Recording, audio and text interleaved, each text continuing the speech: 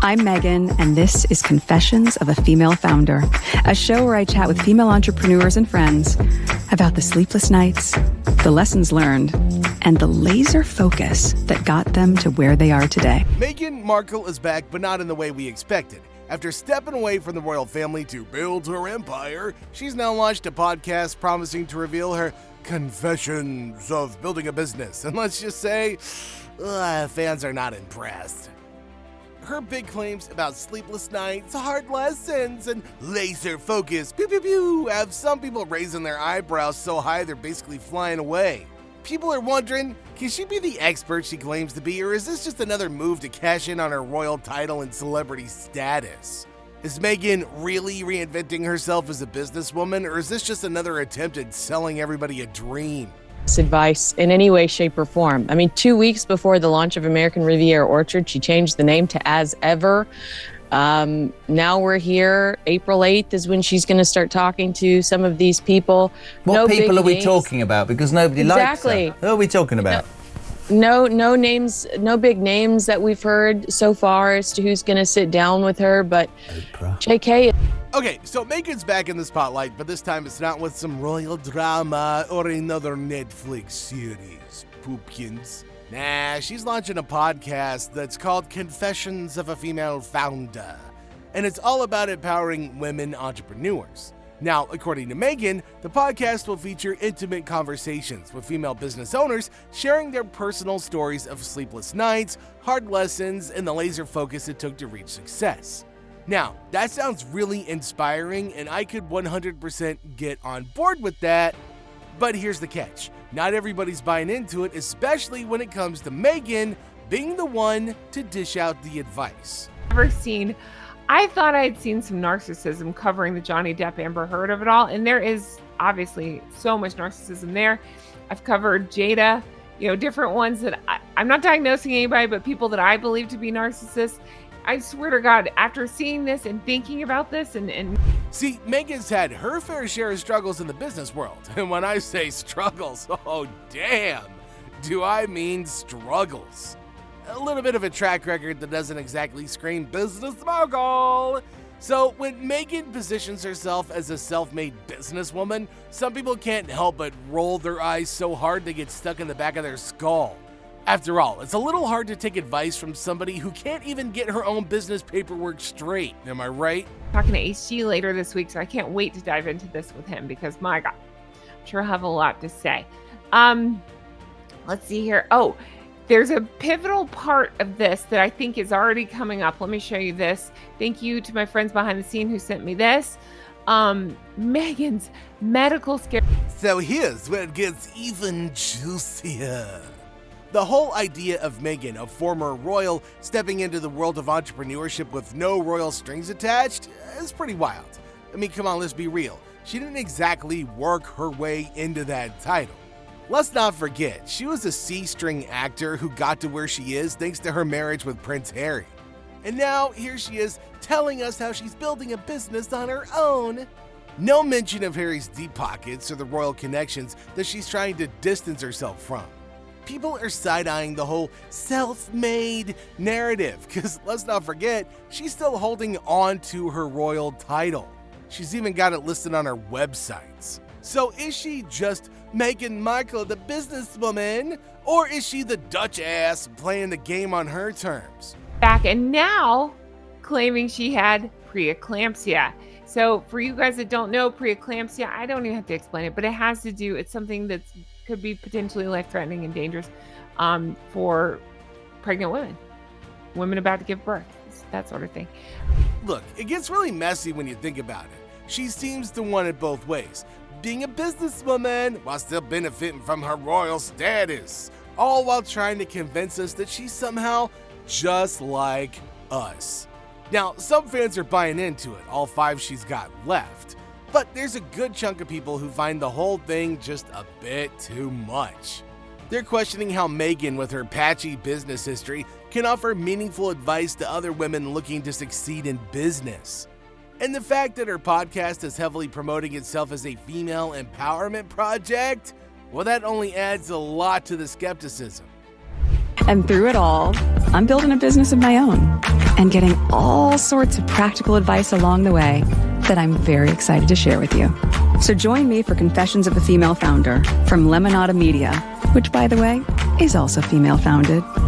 Launching April 8th, wherever you get your podcast. Let's be real, her foray into business has been anything but smooth sailing, and let's just say it hasn't exactly earned her the title of business guru just yet. Remember the American Riviera Orchard project? Sounds kind of fancy, right? Well, it wasn't as glamorous as it sounded. Just weeks before launching, Meghan decided to rebrand the whole thing and change its name. Get to Whitney because billionaire, just saying billionaire. She's like, I'm in it now, right? Ha ha! There's a lot of fake giggling. Again, this is setting women back. Women know how to run businesses. We're out there doing it. We're doing it while taking care of our kids, and we're not like making ourselves victims about it. We're just... Y'all imagine the confusion and headaches that caused for everybody other than her? A project that's already struggling with its identity, and she decides to throw in a last-minute rebranding right before it's supposed to launch. Now talk about putting the cart before the horse. It wasn't exactly the polished professional image you'd expect from somebody who's positioning herself as a female founder. This is going to make you a billionaire, Meghan? We're all talking directly to you? I'd never heard that before. What's a porch pirate? And then I'm sitting there and I'm like, does anyone... You've never heard of what a porch pirate is? Really? Meghan? Really? See, another... And if that wasn't enough, her troubles didn't end there either. I mean, how can you trust somebody to give out advice on building a successful business when they can't even get their own trademarks in order? Now that is a gigantic red flag for anybody that's got more than 2 brain cells they're rubbing together. And it's also been a legitimate point of concern for fans and critics alike. Any of this actually matter? Of course it matters. It matters at the beginning, but how much does it matter? And the person that... Boring. Failure. Another failure. But then again, this is what we're talking about. But here's where the real controversy lies. Meghan, who's famously known for her royal ties and her marriage to Prince Harry, has started to market herself as a self-made entrepreneur. Let's just pause for a second and think about that. Self-made? Really? It's a bit rich coming from somebody who, let's be honest, didn't exactly work her way up from nothing. She's the Dutch ass of Sussex. Remember, her rise to fame and the lavish lifestyle that came with it was more about marrying into royalty than actually climbing the business ladder on her own. So the idea that she's out here telling other women how to succeed in business doesn't exactly sit well with everybody. Guess there are some, but the right and the center right own podcasting. Why? Because podcasting requires, one, systematic thought, and people are starting to question her credibility. How can somebody who's faced so many bumps in the road be the person to teach other women how to avoid them? Is she really the best role model for entrepreneurial success? Fans and experts have raised a lot of valid concerns about her ability to mentor others, given her history of business missteps. I mean, come on. If she's still figuring out how to get her own ventures off the ground, how can she legitimately offer guidance to other people? Of its own inconsistencies, and the right is able to sustain that. But even beyond that, even for people on the right who don't have particularly systematic thought, the right can hang. The right does not feel that it needs to put up artifice all the time. That's what's most offensive about Meghan Markle's podcast, is it sounds so and it really makes you wonder, is this really all about the hustle, or is it just about averaging her title to make a couple of bucks? Now that's the $1 million question, and it's got everybody looking at her sideways. At all on this upcoming podcast, because she is so intent on being labeled a self-made female founder, entrepreneur. She's talking to these other women. She's not. Okay, so her podcast trailer dropped and it's already raising a lot of eyebrows. In the trailer, she promises to open up about her own confessions of building a business, giving us a glimpse into the sleepless nights, the challenges, and the oh my god lessons that she's learned along the way. It sounds powerful in theory, but the more people listen to it, the more they're rolling their eyes. Of people who have succeeded in business have been men, including today. So it's not about business insight. It's about pushing this ideology of feminism, which is false. And we're gonna have a little girl talk too. Does anyone believe that Meghan Markle has like girlfriends? It's also not really lost on anybody that her podcast is clearly a way to boost her personal brand, and that's another reason people are super skeptical. Come on, Meghan's not the first person in the world to try to use their platform for profit. But when you've spent the last couple of years insisting that you're not about the fame game, it comes across as a bit, hypocritical. The reason this is late is because I had to get my Gosling fed. For some reason, she likes to eat. No, I had to get her fed and taken care of before school. So real life happens is my point. Meghan is sitting here whining about it. And I'm just thinking like, are you kidding me with this? Who is this for? Who is this for? Now, a lot of fans feel like Meghan's using this podcast to sell a version of herself that isn't entirely grounded in reality. You don't say. Instead of offering up genuine advice, they believe she's selling us a polished version of her life that's designed to make us envy the lifestyle that she's carefully crafted.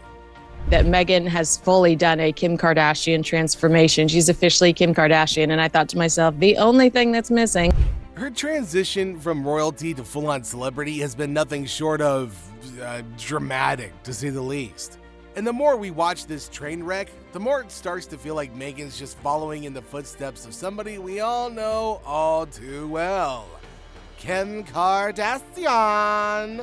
If you've been paying attention, you've probably noticed the similarities between the two of them.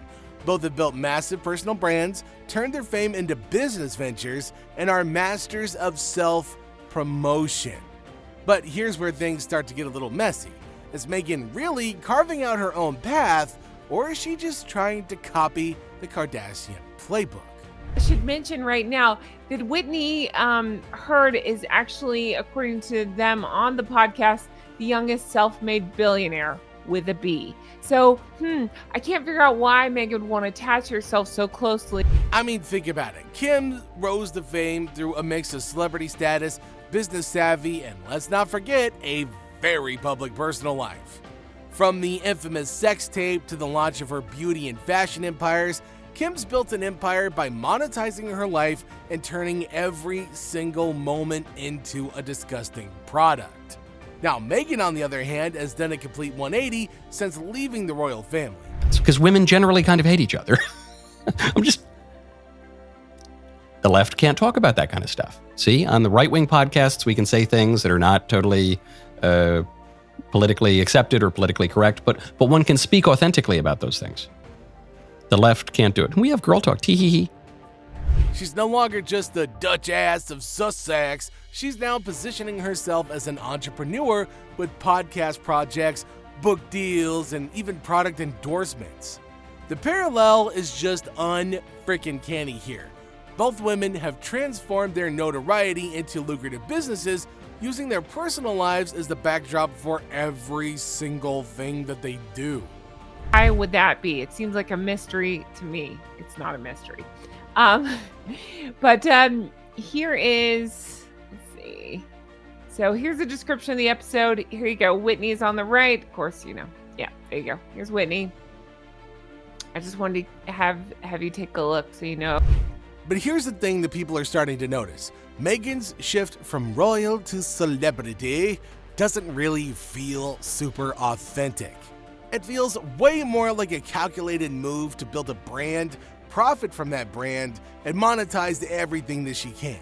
I don't want her friendship advice. Literally, what makes her qualified to talk about any of these things? Any of it. And yes, she might be interviewing these people, but that's not what's happening. It's still revolving around Meghan, my friend. It's all about her. And the criticism has been swift here. People are saying that Meghan's no longer just about advocacy or causes, she's about branding. The whole female entrepreneur narrative that Meghan's pushing with her podcast, her rebranding of her personal image, and her lifestyle choices all scream product. The royal titles, the Netflix deals, the podcast, the interviews, everything she does now seems to be part of this overreaching goal to build a bigger empire. It's about women and founders. It's not. It's about Meghan is a victim, always a victim. It's crazy. She was playing victim with press. She goes into when I break this down, but she's playing victim. What's more, it's getting harder to ignore that Meghan's starting to resemble Kim Kardashian in another very public way, using her children for publicity. Meghan, who once kept her children's lives very private, has recently been sharing more and more about her family, especially in a way that feels almost calculated. Specifics here. I just have these stream of consciousness notes, and I just thought I could talk through some of them and kind of fill you in on what she's talking about. Launching a business can be overwhelming. Oh my God. What are we talking about? Meghan, again, what do we know about this? Fair enough, she may have launched some things, but she has not succeeded. It's as if every family moment is an opportunity to draw in the media and fuel her brand. And let's be honest, it's not hard to see the influence of the Kardashians in this strategy. Kim built her entire empire off of her personal life, and now Meghan seems to be doing the same thing, using her kids to create a narrative that's both relatable and marketable.